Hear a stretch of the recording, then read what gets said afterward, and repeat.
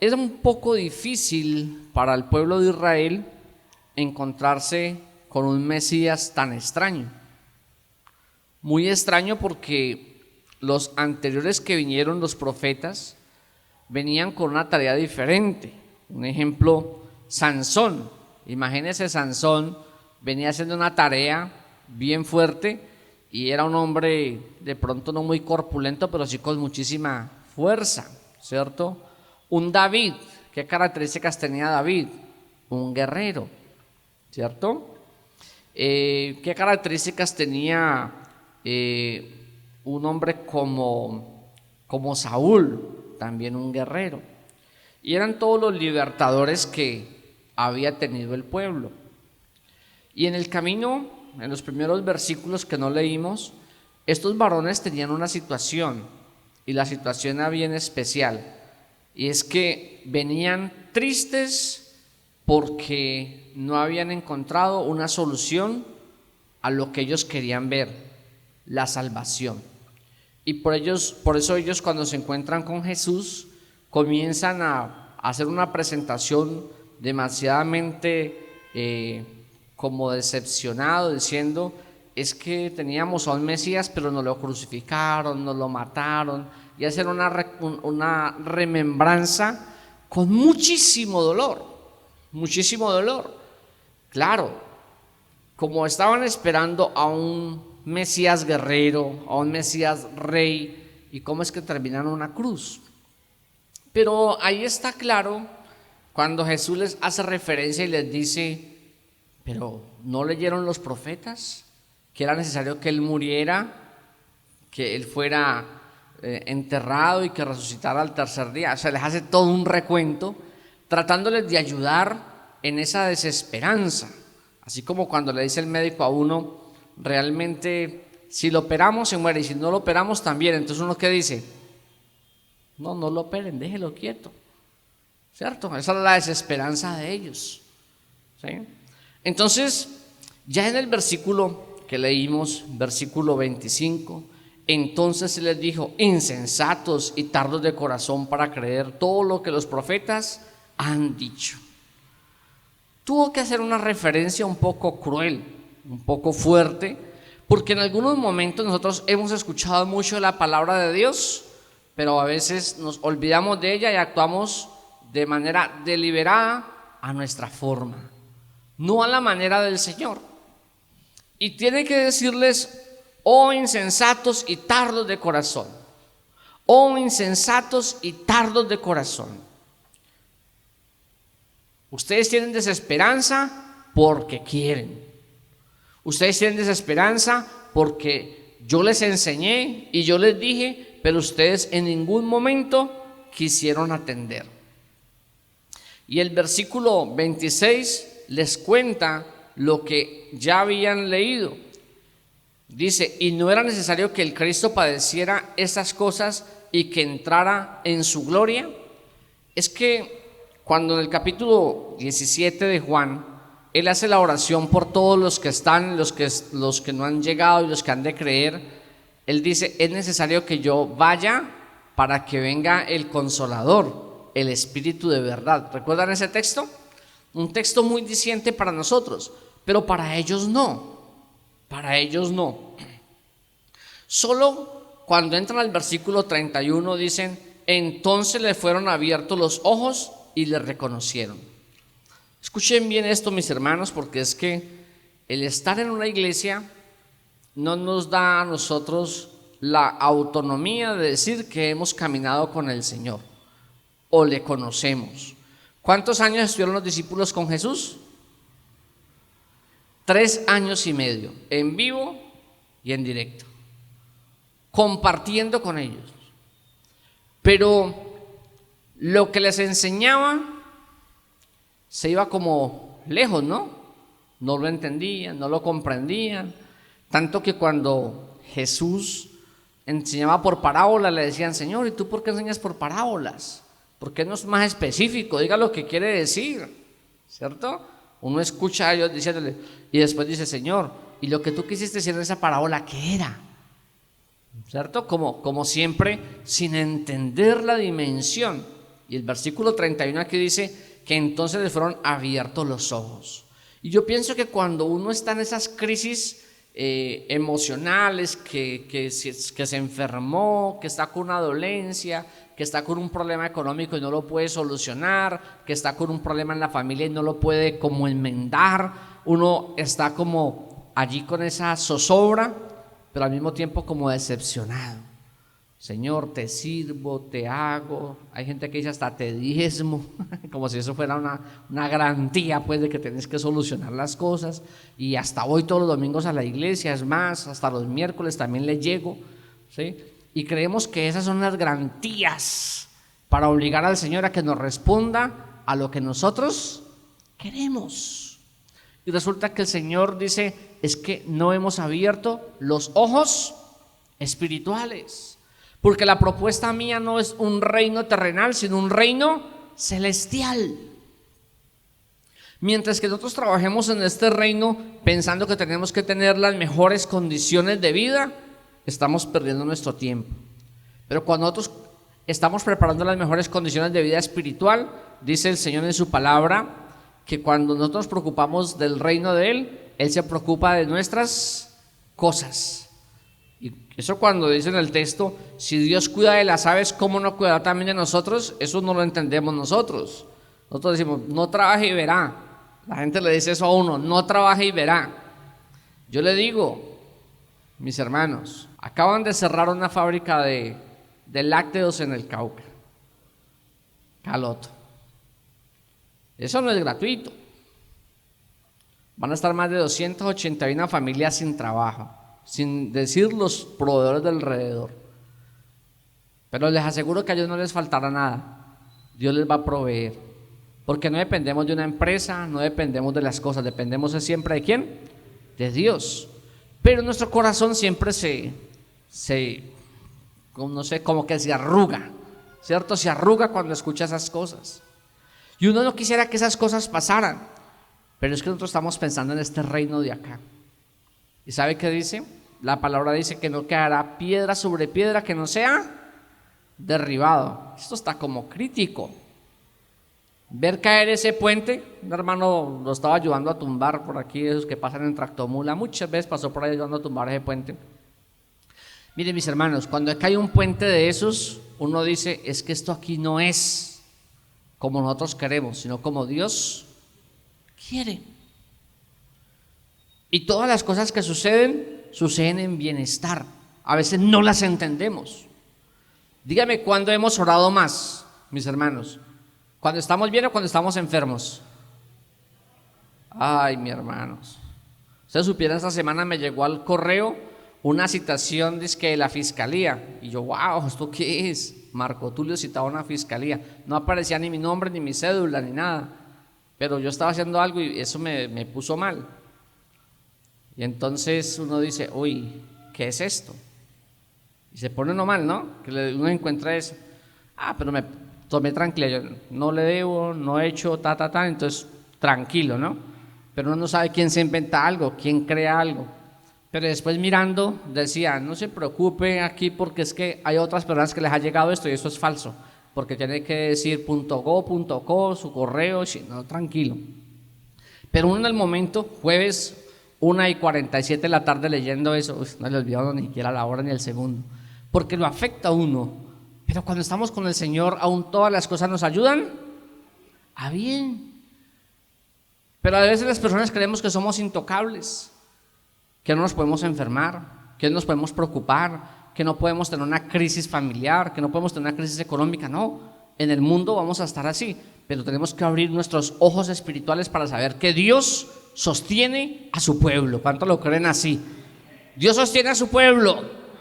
Y eso es lo que nos tiene que motivar a nosotros. Nos tiene que motivar. Ahora, Jesús ya se le había aparecido a las mujeres, diciendo que ya Jesús no estaba en el sepulcro, que había resucitado. Sin embargo, iba a decir una palabra que yo le digo a las personas, tan sinvergüenza somos que escuchando que resucitó, nos vamos camino de Emaús. O sea, sabiendo que resucitó, no nos quedamos para corroborar, sino que está tan dura la crisis que estoy viviendo que prefiero irme nuevamente a mi casa. Por eso es que el Señor dice que solamente los valientes son los que arrebatan la bendición, no los que huyen en la primera, no los que huyen. Pero permítanme, aquí les digo algo. Cuando usted predica, cuando usted enseña, cuando usted canta, cuando usted le sirve al Señor, a veces se entristece porque ve que no tiene unos efectos la enseñanza, no tiene unos efectos la alabanza. Llevo aquí a Gerson, a Lisa, tratando de llevar la gente a la adoración, y a veces uno los ve como que conectan, ¿cierto? Uno los ve que, pero cantemos, hermanos, y uno está la letra ahí, cantemos, hermanos, y uno dice, pero ni con la letra siquiera ya, ¿cierto? Uno como que le baja como la motivación. Pero escúchenme bien, mis hermanos, si al mismo Jesús no le creían que había resucitado, no le creían las enseñanzas, no le creían todo, ¿quiénes somos nosotros para que nos tengan que creer todo lo que decimos o enseñamos? Entonces, yo digo esto porque es muy importante que sepamos que no vamos a tener la aceptación del 100% de las personas. Y aquí hay una cosa muy especial. Jesús se les aparece, pero también les dice, tóquenme las manos, tóquenme las heridas, porque aún viéndolo,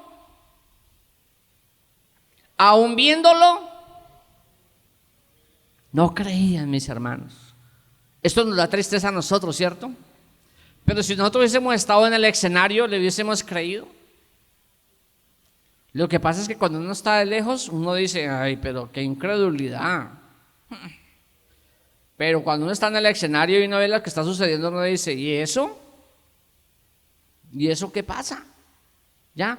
Entonces uno dice, en el 34, ha resucitado el Señor verdaderamente y ha aparecido a Simón. Entonces ellos contaban las cosas que le habían acontecido en el camino y cómo le habían reconocido al partir el pan. Pero aún partiendo el pan, todavía no creían que era Jesús.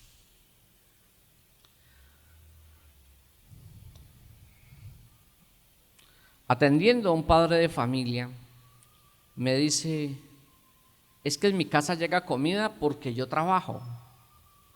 Es que en mi casa se paga arrendo porque yo trabajo.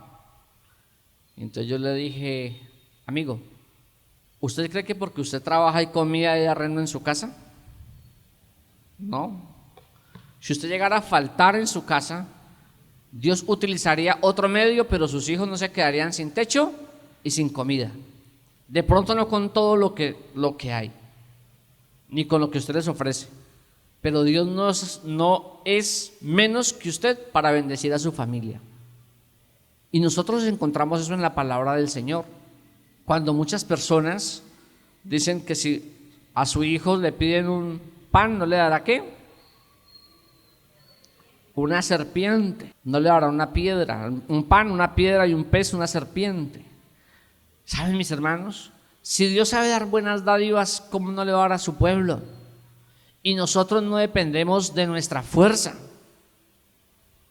Hay semanas que usted recibe más dinero y es la semana que menos plata tiene. Hay semanas que usted recibe poco dinero y Dios le bendice a usted y alcanza para todo. Porque la plata que es consagrada de parte del Señor, Dios la bendice. Pero los que no está bien, lo que por agua viene, por agua se va. Y no la vemos.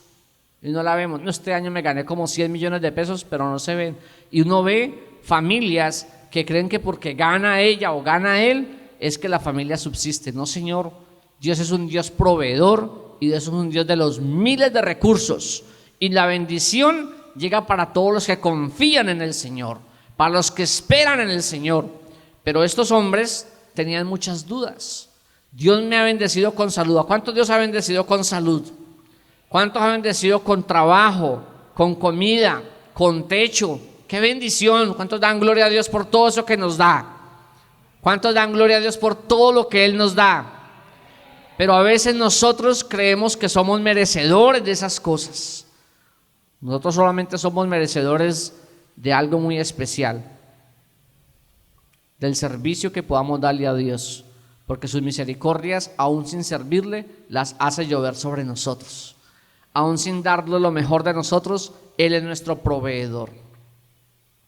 Pero luego cuando se les aparece en el versículo 39, mirad mis manos y mis pies, que yo mismo soy. Palpad y ved, porque un espíritu no tiene carne ni huesos, como veis que yo tengo. Y diciendo esto, les mostró las manos y los pies.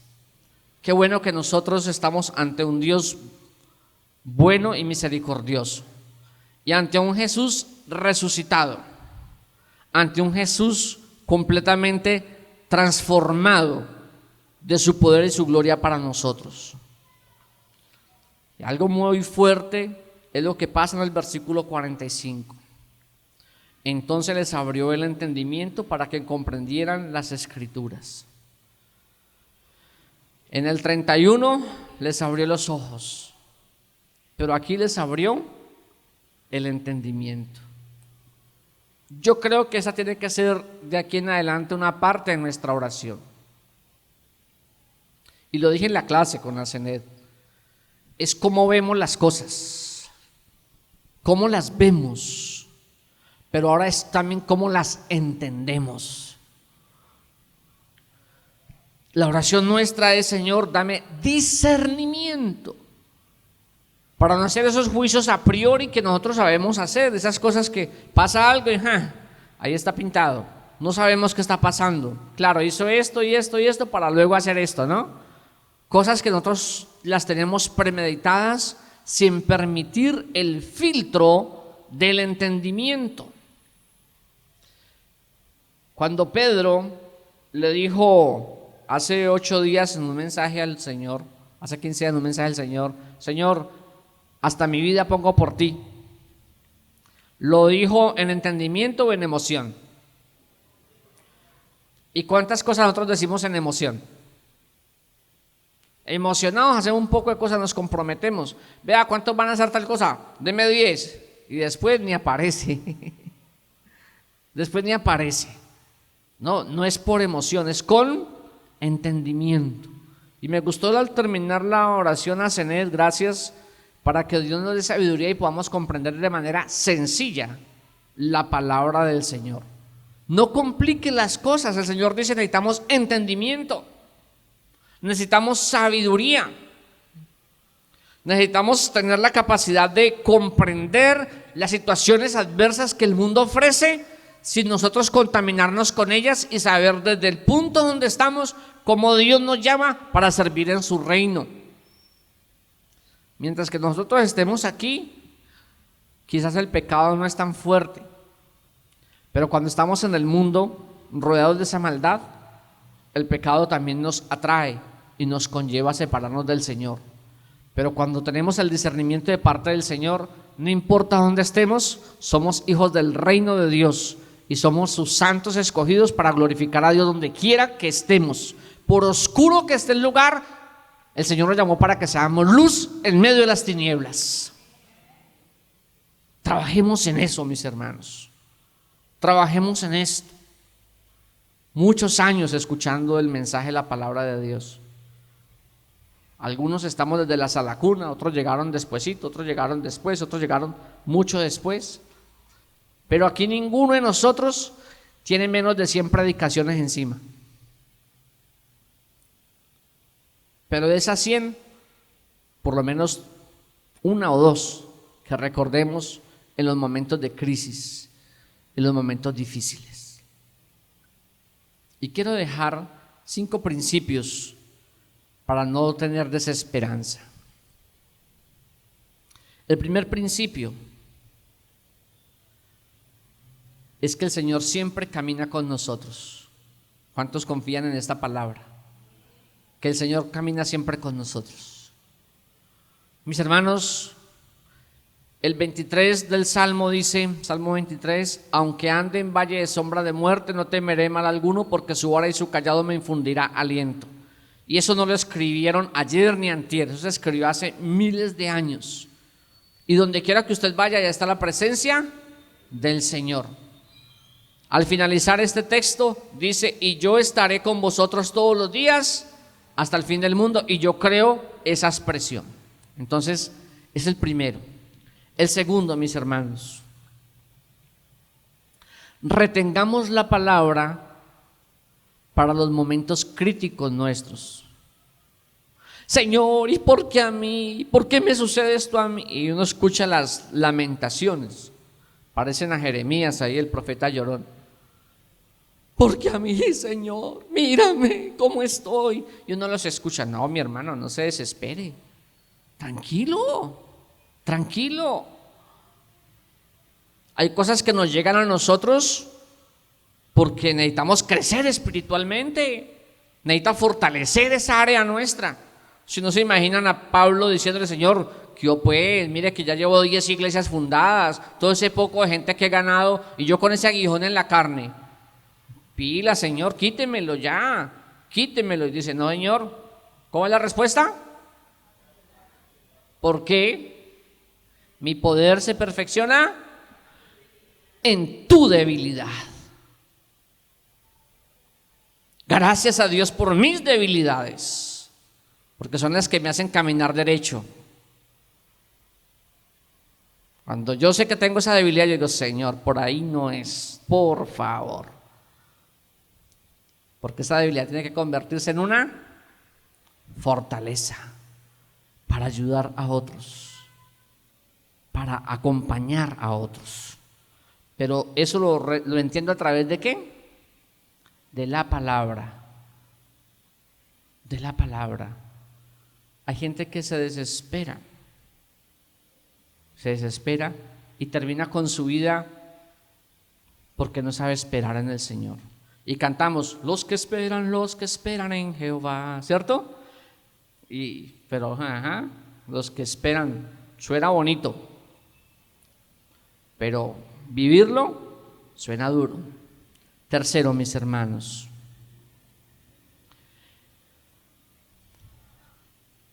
abrir nuestros ojos espirituales. Deje de mirar de manera humana, de manera física, porque los de afuera miran así, los de afuera hablan así, los de afuera actúan así. Y esta mañana dijo Rosalía algo bueno: somos templo del Espíritu Santo. En la clase lo dijo.